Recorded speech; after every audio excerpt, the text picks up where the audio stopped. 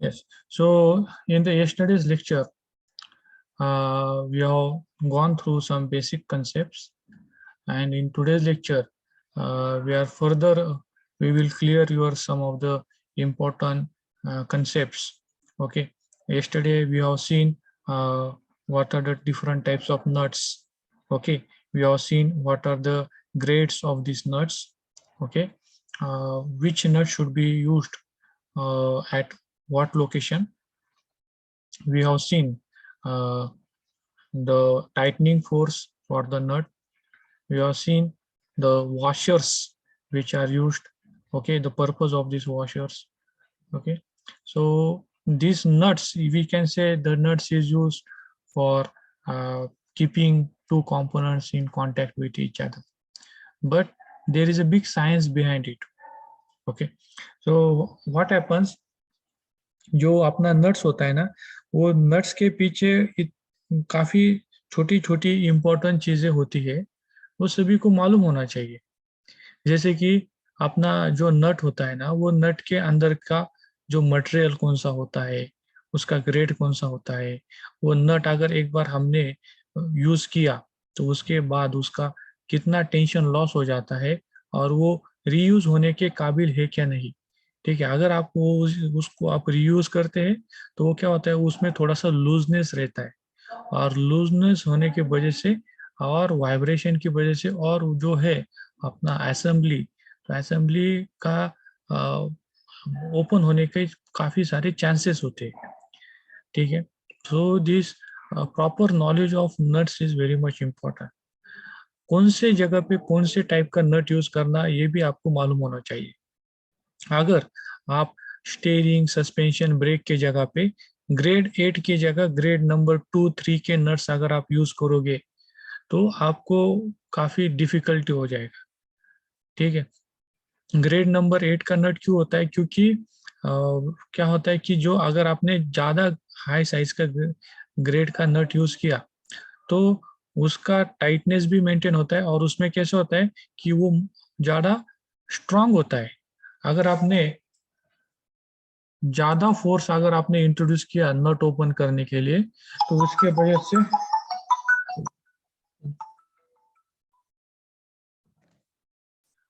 Hello, is my voice Audible?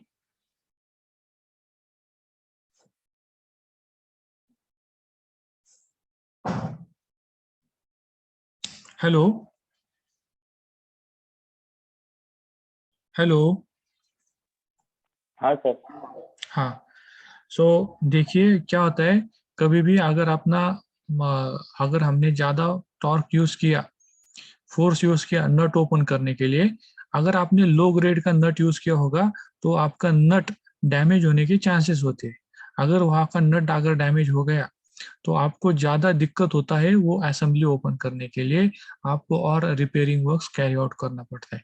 इसीलिए proper grade का नट proper जगह पे यूज करने का आपके पास नॉलेज होना चाहिए।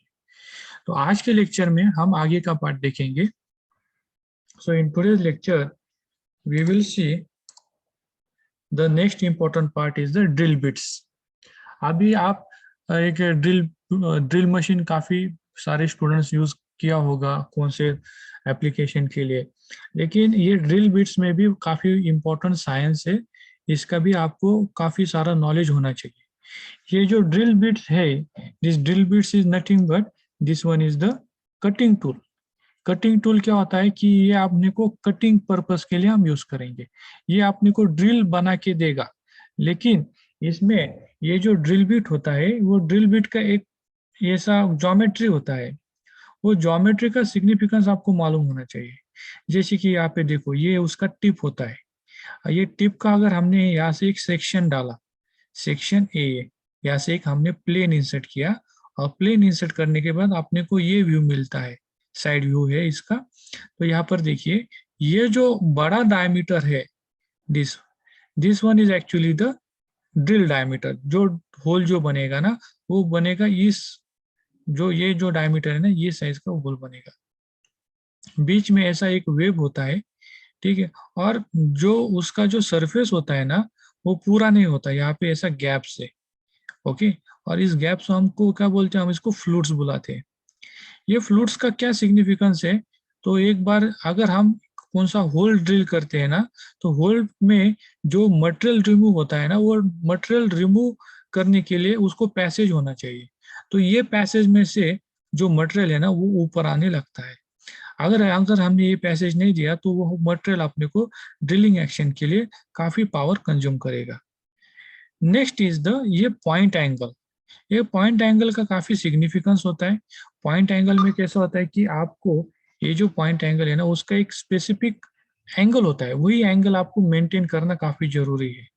अभी ये पॉइंट ऐसा ही क्यों मेंटेन करने का, इसके पीछे साइंस ऐसा है कि बहुत सारे मटेरियल्स के ऊपर, जैसे कि माइल्ड स्टील है, वुड है, या अपना हाई स्पीड स्टील्स है, इसके ऊपर जब ये ड्रिलिंग प्रोसेस होता है ना, तो अगर हमने एंगल कम ज्यादा भी किया, एक एक प्रॉपर एंगल के ऊपर उसका परफॉर्मेंस अच्छा होता है। तो वही एंगल हमने अगर सेट किया तो अपने को अच्छा परफॉर्मेंस मिलता है। तो इसलिए ये पॉइंट एंगल का वैसे सिग्निफिकेंस है। Then this is the length of the drill bit, और ये होता है शैंक लेंथ। शैंक लेंथ ऐसा क्यों होता है, क्योंकि ये अपने ड्रिल मशीन के अंदर ये फिट होने वाला पोर्शन है, और ये अपना होल बनाने के लिए हम यूज करने वाले हैं। ठीक है। अभी जब भी हम हार्ड मटेरियल के ऊपर ड्रिलिंग करते हैं, तब यहाँ पे टिप के ऊपर क्या होता है, वहां पे ज्यादा हीट जनरेट हो जाता है। तो ये हीट रिमूव करने के लिए हम क्या करते हैं, ऐसा कूलेंट यूज करते हैं। तो कूलेंट, ये जो पोर्शन है इसमें से कूलेंट कभी कभी जाता है, और यहाँ पे कूलिंग एक्शन वो अपने को देता है। अगर हमने ड्रिल बिट को प्रॉपर कूलिंग नहीं किया तो कभी कभी क्या हो जाता है, हार्ड मटेरियल की इसमें ये ड्रिल बिट टूटने का काफी चांसेस होता है। ठीक है। अभी यहाँ पर देखिए, कभी अभी जैसे ये एक सरफेस है, ऐसा कोई एक सरफेस है, वो सरफेस के ऊपर मुझे, यहाँ पे मुझे ऐसा एक सरफेस है, ये सरफेस के मुझे यहाँ पे ड्रिल करना है। तो ड्रिल करने के लिए क्या करूंगा मैं, यहाँ से पहले ये जो सरफेस है ना, एक सेंटर पंच, एक स्पेशल इक्विपमेंट होता है, ये सेंटर पंच की वजह से मैं ऐसे यहाँ पे थोड़ा सा एक पंच करूंगा। ठीक है, यहाँ से एक थोड़ा सा पंच किया। पंच करने के बाद में मेरा ड्रिल बिट का ये जो रेड पोर्शन है ना, तो मैं यहाँ पे पोजीशन करता हूँ। फिर उसके बाद ड्रिलिंग प्रोसेस स्टार्ट हो जाता है ये सरफेस में। ठीक है, वैसे यहाँ पे ड्रिलिंग यहाँ से इसमें हो जाए, स्टार्ट हो जाएगा। तो कभी कभी क्या होता है, कभी कभी हम क्या करते हैं, ऐसा एक पहले का ही होल है, इस होल को एनलार्ज करने के लिए हम ऐसा ड्रिलिंग प्रोसेस स्टार्ट करते हैं, इस होल को अपने को एंटर करना है। तो इसमें आपको ये इंश्योर करना है, ये जो टिप है वो टिप यहाँ पे सेंटर पोजीशन पे आना काफी जरूरी है। ठीक है, इसका आपने पोजीशन डिस्टॉर्ट करना, ये चेंज करना बिल्कुल भी उसके लिए अच्छा नहीं है। आपका जो ड्रिल है वो थोड़ा सा which will not be in a proper concentric manner, वो थोड़ा सा टेपर्ड मैनर में आ सकता है, या वो क्या हो सकता है, थोड़ा सा स्लैंट हो सकता है या टिल्ट हो सकता है। तो इसके वजह से जब ये थोड़ा सा ड्रिल का अगर अपना थोड़ा सा प्रॉपर कॉन्सेंट्रिक नहीं होगा, थोड़ा सा टेपर्ड होगा, तो आपने को उसमें बोल्ट लगाने के लिए, स्क्रू लगाने में और भी दिक्कत आ जाता है। तो you have to ensure this point is in proper concentric with this material. Okay. अभी यहाँ पर देखिए, now see here, I will drop this.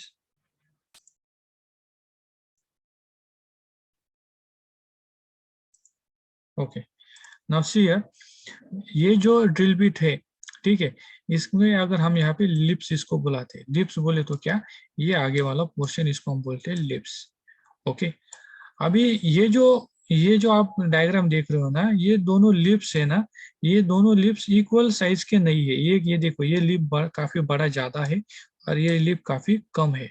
ठीक है ना, this are not of equal sizes. Okay. And इसके वजह से भी क्या हो जाता है, we are having certain problems in making the holes. Okay. Now see this one is the this one is the, ये देखो, ये एक लिप है और ये एक लिप है। Now see here, now in this case, these two lips, okay, these are having the equal lengths, okay, and these are having the equal angles. Angles बोले तो कौन सा angles का, यहाँ का ये एंगल होना, this angles is the important angle in case of this lips. तो ये equal lens and equal angles के लिप्स होना काफी जरूरी है। क्यों जरूरी है? क्योंकि जब भी आप कौन सा ड्रिलिंग ऑपरेशन परफॉर्म करोगे तो ये जो चिप्स है वो चिप्स दोनों जगह से प्रॉपरली सेम अमाउंट में आना चाहिए। इसीलिए equal lips and equal angle ये उसमें मेंटेन होना चाहिए। इनका लेंथ भी सेम होना चाहिए, दोनों का ये भी होना, एंगल भी सेम होना चाहिए। कभी भी क्या होता है, हम ड्रिल बिट बहुत टाइम के बाद यूज करने के बाद इनका जो उसमें फ्रिक्शन की वजह से क्या हो जाता है कि ये जो लिप्स है, लिप्स का ये चेंज हो जाता है, लेंथ चेंज हो जाता है, एंगल चेंज हो जाता है। तो उसमें आपको उसको शार्पनिंग करना पड़ता है, ग्राइंडिंग व्हील के ऊपर आपको उसको शार्पन करना पड़ता है।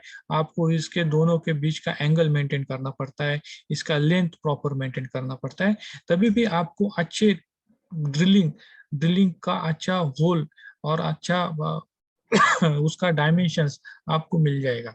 नहीं तो आपको ये सब जो होल के प्रॉपर्टीज है वो प्रॉपरली आपको नहीं मिलेंगे अगर आपका drill bit in is not in good fashion और इन प्रॉपर वे। तो यहाँ पर देखिए, तो ऐसे टाइप का हम क्या करते हैं, we are using this type of a scale, okay, to measure the angles. Okay, यहाँ पर देखो, ये हम क्या करते हैं, जब भी हम इसके ऊपर ग्राइंडिंग करते हैं ना, तो ग्राइंडिंग के वक्त हम यहाँ से इसका ये लेंथ मेजर करते हैं with help of this scale, and also ये एंगल भी अपने को चेक करना पड़ता है। So from the centre position it should have 59 degrees of angle. ये दोनों जगह से ऐसा 50, ये ऐसा इसका सेंट्रल एक्सिस है ऐसा, ठीक है। ये सेंट्रल एक्सिस में से यहाँ तक 59 डिग्री होना चाहिए, और यहाँ पे वो जो इक्विपमेंट है, ये स्केल है, वो स्केल उस हिसाब से एडजस्ट किया होता है। आपको ड्रिल बिट इस स्केल में आपको प्लेस करना है और आपको ये मेजरमेंट कैरी आउट करना है। और दूसरी बात है कि ये जो उसका जो ये एंगल होता है, जैसे सपोज ये उसका टिप है, ठीक है, और ये इसका लिप है।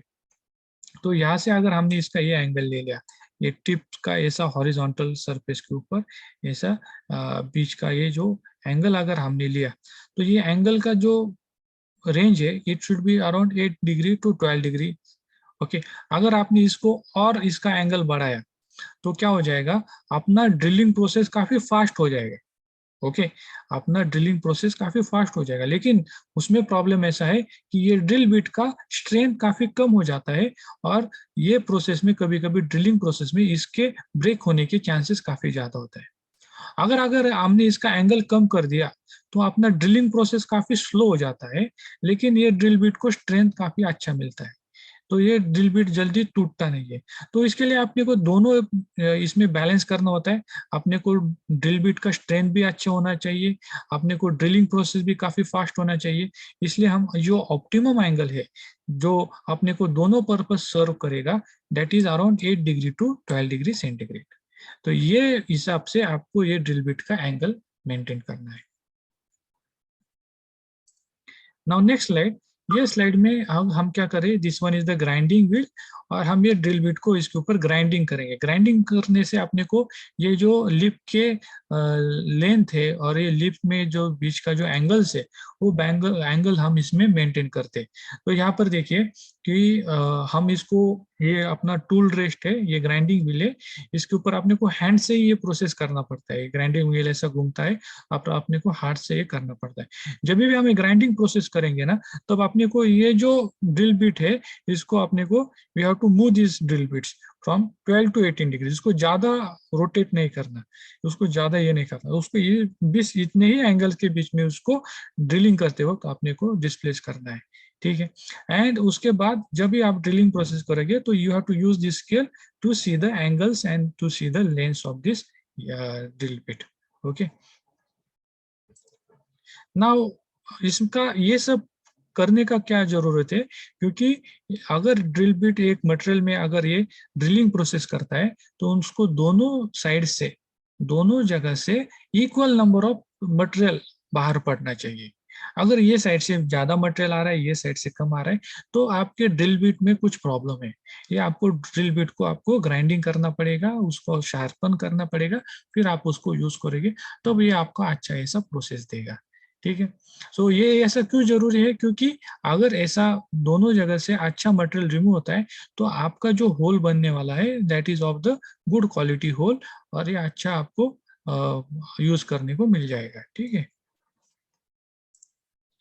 अभी ड्रिल का जो स्पीड होता है, जो ड्रिलिंग मशीन का जो स्पीड होता है, ड्रिल का स्पीड, और उसमें होने वाला लुब्रिकेंट्स, जो कटिंग प्रोसेस होता है, कटिंग प्रोसेस में हम लुब्रिकेंट्स यूज करते हैं कभी कभी to carry away the heat.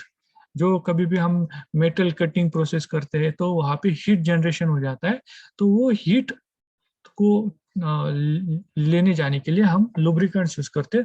और लुब्रिकेंट्स क्या करते हैं, फ्रिक्शन भी रिड्यूस करता है, इसके वजह से हम इसको यूज करते हैं। तो ड्रिल का स्पीड कितना होना चाहिए, तो उसका जो ड्रिल बिट को, suppose to prevent the drill bit wear, okay, so we have to use, okay, proper recommended drilling speed. Drilling speed अपने को अच्छा इसमें मेंटेन होना चाहिए। ठीक है। So drill bits are made up of the high speed steels. अगर इसमें जो मटेरियल हम यूज करोगे तो that is the high speed steel. अभी इसमें कौन है, मिस्टर अभिषेक बच्चेरे, आप ये ऐसा why you are making this, आप ये पेन क्यों यूज करते हो, who is using this pen on the screen?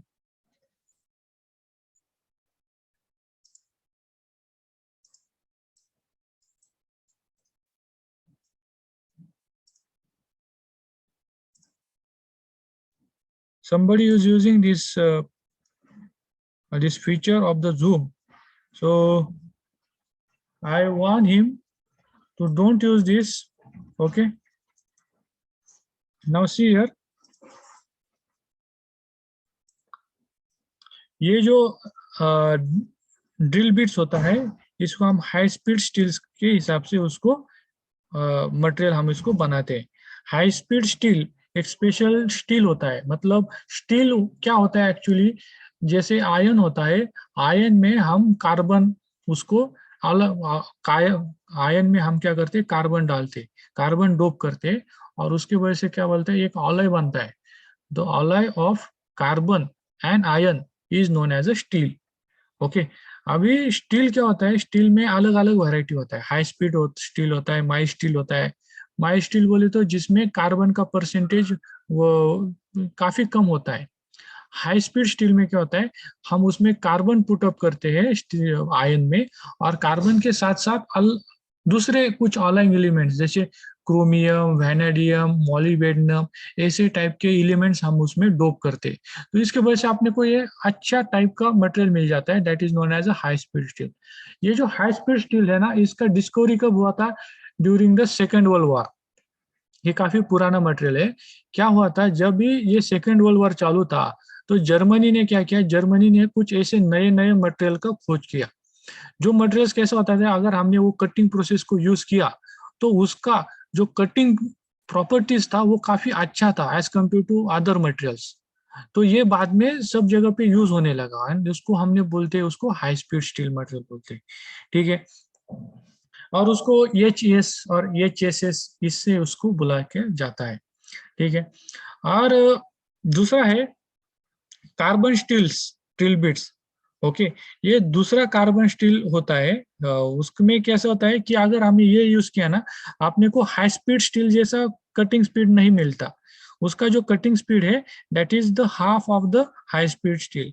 अभी ये कटिंग स्पीड क्यों इम्पोर्टेंट होता है, अगर आप कौन सी इंडस्ट्री में जाओगे, अगर आपने हाई स्पीड स्टील का कटिंग टूल्स यूज किया ना, तो आपका जो प्रोडक्शन है ना वो जल्दी हो जाता है। जो जो प्रोडक्शन अगर आपने हाई स्पीड स्टील अगर यूज करते हो, वो 8 घंटे में हो जाता है।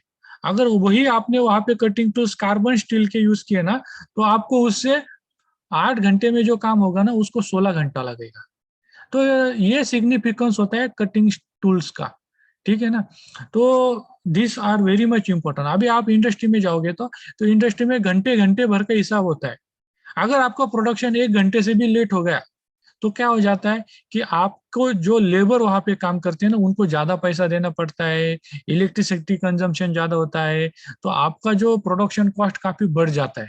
तो आपको कम से कम टाइम में ज्यादा प्रोडक्शन होना चाहिए ना, तो इसके वजह से आप क्या करते हो, अच्छे कटिंग टूल्स यूज करते हो कि जिसकी वजह से आपको प्रोडक्शन टाइम कम लगेगा, आपको कम कॉस्ट लगेगी प्रोडक्शन के पार्ट्स का। तो this is the significance of this cutting tools. अभी यहाँ पर देखिए, जो अप्रोक्सीमेट स्पीड से, ओके, जो माइल स्टील, अगर माइल स्टील का मटेरियल है उसमें होल ड्रिल्स करना है तो उसको कितना स्पीड होना चाहिए। सपोज पहला है कि अगर आपको ये मतलब 1/4 इंच का अगर आपका ये है, क्या है, अपना होल है, तो इसके लिए आप 1500 आरपीएम से यूज कर सकते हो। अगर आपका होल साइज बढ़ते जाता है ना, तो आपको स्पीड कम करना पड़ता है। ठीक है, यहाँ पे अगर आपका होल साइज बढ़ गया तो you have to use 1000 RPM, तो आपको स्पीड रिड्यूस करना पड़ता है। फिर अगर आपने होल साइज और भी रिड्यूस किया तो आपको और स्पीड रिड्यूस करना पड़ता है। तो इस हिसाब से ये ड्रिल स्पीड्स जो होते हैं ना, that depends upon this diameter of this hole. Okay, अगर आपको एल्यूमिनियम ड्रिल करना है तो एल्यूमिनियम ड्रिल करने के लिए आपको ज्यादा परेशानी नहीं होती, क्योंकि एल्यूमिनियम ऐसा सॉफ्ट मटेरियल होता है, वो इजीली ड्रिल हो जाता है। ठीक है, अगर आपको कुछ हार्ड मटेरियल ड्रिल करना होता है ना, तो उसके लिए आपको लुब्रिकेंट्स यूज करना पड़ता है। ठीक है, लुब्रिकेंट्स यूज करने से क्या हो जाता है कि आपको जो कटिंग प्रोसेस में जो हीट जनरेट हो जाता है, वो हीट आपका जल्दी आपका डिसिपेट हो जाता है। हीट एक प्रिस्क्राइब लिमिट से ज्यादा हीट नहीं प्रोड्यूस हो जाता। अगर एक लिमिट के ऊपर हीट वहां पे जनरेट हो गया, तो इसके वजह से आपका जो कटिंग टूल होता है, that is the drill bit, उसको प्रॉब्लम आ सकता है, वो आपका डैमेज हो सकता है, वो ब्रेक हो सकता है। तो you have to maintain the proper temperatures during this operation of drill bit. ठीक है, दूसरा होता है लुब्रिकेशन। वो लुब्रिकेशन करता है जिसकी वजह से फ्रिक्शन आपका कम हो जाता है। वो हीट, आप मुझे जनरल क्वेश्चन ऐसा है, जो हीट होता है कटिंग सरफेस के वहां पे, वो हीट क्यों जनरेट होता है? Because of the friction. अगर आप लुब्रिकेंट यूज करते हो तो ये फ्रिक्शन कम करेगा, फ्रिक्शन कम हुआ तो आपका हीट जनरेशन कम हो जाएगा। ठीक है, तो this is the purpose of the lubricants. Then जो एक ऐसा एक ड्रिल गेज होता है।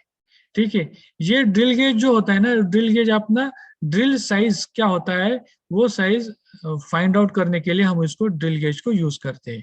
ठीक है, तो यहाँ पर देखिए कि ये आपको एक प्रॉपर ड्रिल है, वो ड्रिल के ऊपर लिखा होता है वो कौन से साइज का है, लेकिन फिर भी आपको मालूम करना है तो आप इसमें इंसर्ट करके आपको पता चलता है कि वो कौन से साइज का ड्रिल है। तो this one is the drill gauge sheet. अभी यहाँ पर देखिए, दिस इज द टैप्स। अभी आपने कौन सा ड्रिल अगर आपने बनाया, वो ड्रिल में आपको क्या करना है, आपको बोल्ट इंसर्ट करता है। बोल्ट के लिए क्या होता है, बोल्ट के लिए थ्रेड्स होता है। तो बोल्ट के ऊपर एक्सटर्नल थ्रेड्स है, लेकिन वो होल में आपको इंटरनल थ्रेड्स बनाने हैं। तो इंटरनल थ्रेड्स बनाने के लिए आप ऐसा टैप्स यूज करते हो, this are known as special taps. ये टैप्स के ऊपर का जो थ्रेड होता है ना, वो थ्रेड से आपको इंटरनल थ्रेड्स आप उसमें बनाते हो। अभी ये कैसे बनता है कि जो मटेरियल में आप थ्रेड बनाने वाले हो ना, तो उससे ये जो टैप होता है ना, वो टैप का स्ट्रेंथ काफी ज्यादा होता है, ये काफी हार्ड मटेरियल से बनाया होता है, और ये यूज करके आप इंटरनल थ्रेड्स उस मटेरियल में बनाते हो। So this one is made from the very high hard material. ठीक है, ये अपना एक पिच गेज है, तो इसके आपको पता चलता है कि 1 इंच साइज में, ठीक है, 1 इंच साइज में इसके कितने थ्रेड्स है। तो यहाँ पर देखो, ये आपको पिच बताता है, इट इज 1.25 mm। ठीक है, दोनों थ्रेड के बीच में 1.25 mm का डिस्टेंस है। ठीक है, तो अलग अलग टाइप के टैप्स होते हैं। जैसे यहाँ पे पहला है टेपर टैप। टेपर टैप क्या होता है कि ये सब उसका स्ट्रेट नहीं होता ये टैप, ये आगे जाके थोड़ा सा उसका डायमीटर कम हो जाता है। तो दूसरा होता है प्लग टाइप, इसका जो डायमीटर है it is same through out the इस लेंथ। तीसरा होता है बॉटमिंग टैप। अलग अलग एप्लीकेशन में आप अलग अलग टैप यूज करते हैं। जैसे टेपर टैप जो होता है ना, टेपर टैप से आपको क्या होता है कि आपको ये टैप होल के अंदर जाने के लिए थोड़ा सा आसानी देता है। ये टेपर की वजह से वो आसानी से जाता है अंदर। ये प्लग टैप जो होता है, plug tap, this one is the ordinary type of tap. Okay, third one is the bottoming tap. जैसे कि आपका ये होगा, ब्लाइंड होल्स होते हैं। ब्लाइंड होल्स बोले तो क्या होता है कि होल का जो दूसरा छोर है ना वो अपने को दिखाई नहीं देता, इसको बोलते हैं हम ब्लाइंड होल्स। ब्लाइंड होल्स में आपको ये बॉटमिंग टैप काफी यूजफुल होता है। ठीक है, अभी यहाँ पे देखिए what is mean by the through hole and the blind hole. Blind hole ऐसा होता है कि ये होल जो है ना, ये होल का दूसरा छोर आपको दिखाई नहीं देता, तो इसके अंदर क्या हो रहा है, ठीक है, वो अपने को समझ में नहीं आता। ये थ्रू होल कैसा होता है कि ये साइड से वो साइड से दोनों साइड से ओपन है, इसको बोलते हैं हम थ्रू होल। ठीक है, so this is the difference between this blind hole and the through hole. अभी यहाँ पे देखिए कि ये जो टैप्स होते हैं ना, ये टैप्स के बीच में ऐसा फ्लूइड्स होता है। ये फ्लूइड्स क्या होता है कि जब भी हम एक मटेरियल के अंदर जब थ्रेड्स बनाते हैं ऐसे, तो थ्रेड्स बनाते हो तो कुछ मटेरियल रिमूव होता है चिप्स के फॉर्म में, तो वो चिप्स को यहाँ अंदर इसके पोर्शन में वो क्या होता है, ये कलेक्ट हो जाता है। ठीक है, सो इसको हम फ्लूइड्स बोलते हैं। This are gather in this central portion of this taps. अभी एक्सटर्नल थ्रेड, पाइप के ऊपर ऐसे एक्सटर्नल थ्रेड्स होते हैं, ये हमारे ऑटोमोबाइल के एप्लीकेशन में हम ये यूज करते हैं जनरली। हम ये थ्रेडेड प्लग्स कहाँ पे मिलते हैं अपने को, जो अपना रेडिएटर होता है, रेडिएटर का आउटलेट का जो पाइप होता है, कूलेंट होता है, कूलेंट के आउटलेट का पाइप होता है, और उसके जो पाइप फिटिंग्स होते हैं ना, तो वो पाइप फिटिंग्स में हम ऐसे एक्सटर्नल थ्रेड के ऐसे ब्रास के जो मटेरियल होता है वो हम यूज करके ऐसे फिटिंग्स उसके करते हैं। ठीक है, देन ये जो थ्रेड्स होते हैं ना, वो थ्रेड्स को ऐसे हम इसको उसका जो आउटर डायमीटर है ना, उस आउटर डायमीटर से हम उसको स्पेसिफाई करते हैं।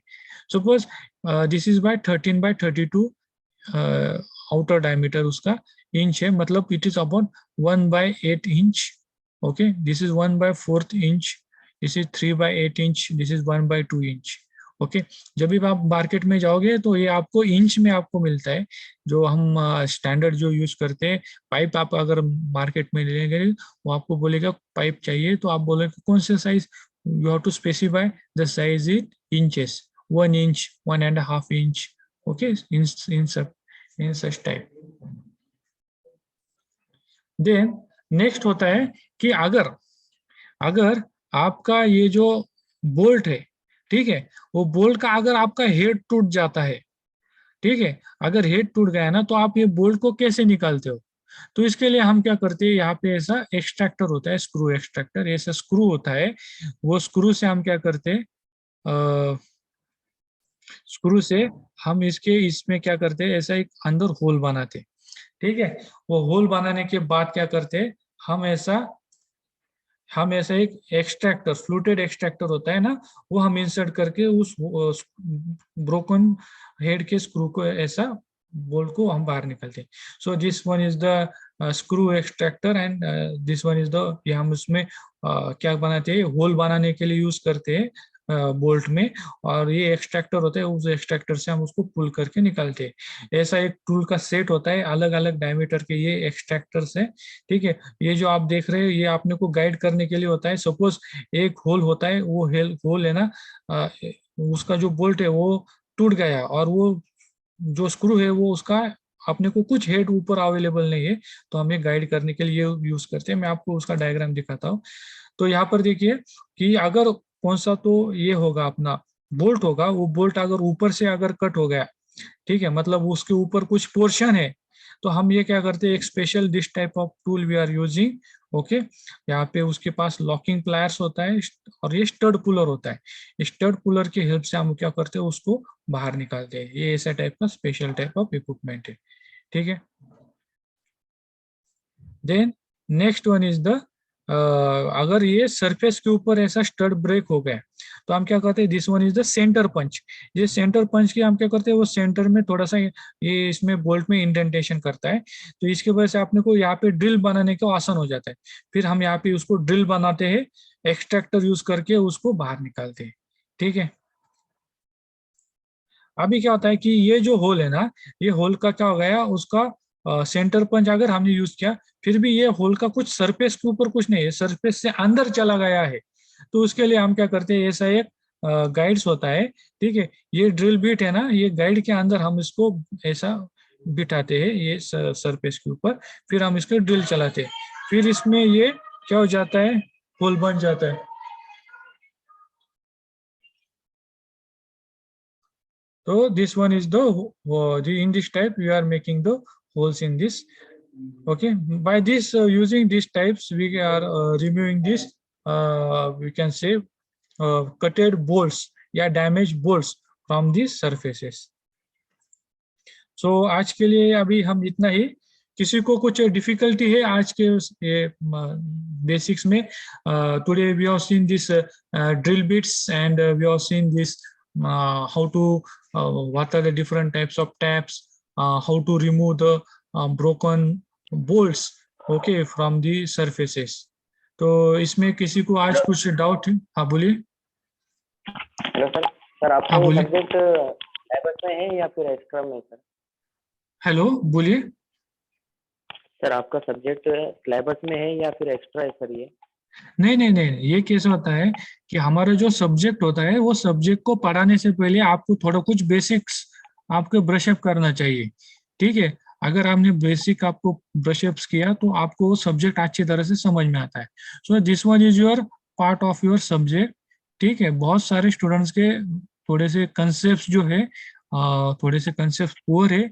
मेरा जो सब्जेक्ट है that is the fuel emissions, okay. Fuel emissions में कैसा होता है कि आपको जो आईसी इंजन का ऑपरेशन कैसा होता है, फ्यूल्स के टाइप कौन से होते हैं, उसमें से कंबशन कैसा होता है, गैसेस कौन कौन से प्रोड्यूस होते हैं, वो समझाना अपना मेन रोल होता है।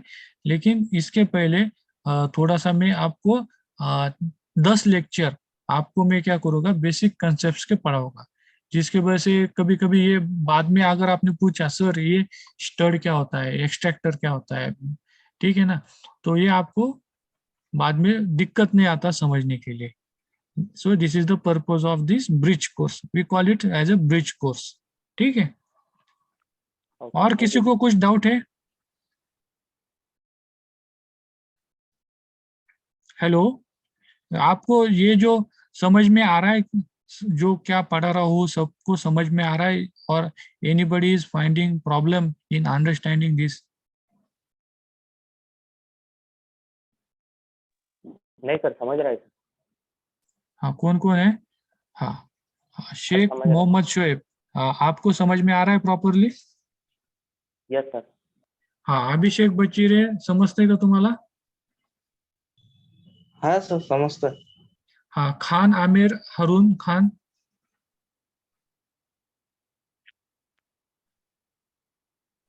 Hello, Khan Aamir Haroon. Next who is this? Redmi कौन है? रेडमी आपको समझ में आ रहा है? Yes sir. Okay okay.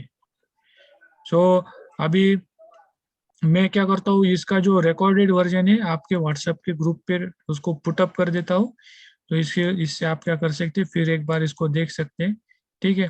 So we will continue this session, okay. हम ये कंटिन्यू करेंगे ये हफ्ते तक, ठीक है। फिर सबका अगर बेसिक कंसेप्ट क्लियर हो गया तो आपने को अपना सब्जेक्ट का पार्ट स्टार्ट करने में आसानी हो जाएंगे, ठीक है। So thank you for today for attending this lecture. So I will now stop our lecture.